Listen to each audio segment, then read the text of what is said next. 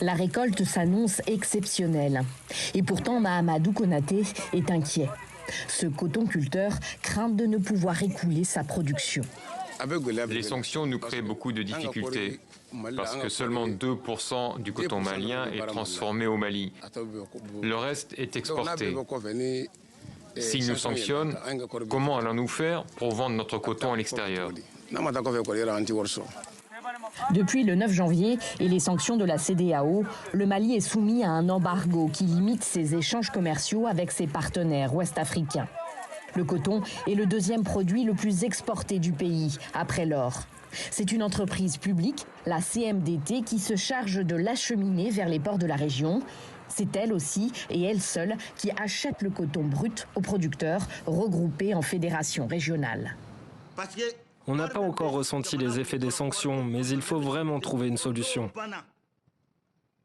Si les réserves financières de la CMDT venaient à s'épuiser sans que nous ne soyons payés, ce serait une catastrophe.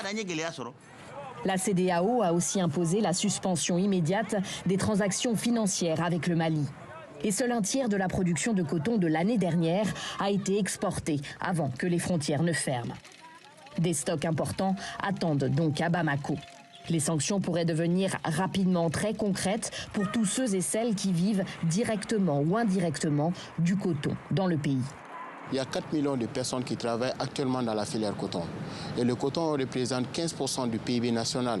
Donc, chose qui se donne au moins un chiffre avoisinant à beaucoup de coups de milliards.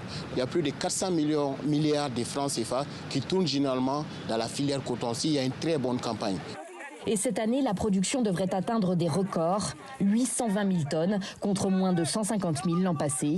Le prix payé par la CMDT aux cotonculteurs est fixé par l'État qui a été très généreux l'année dernière.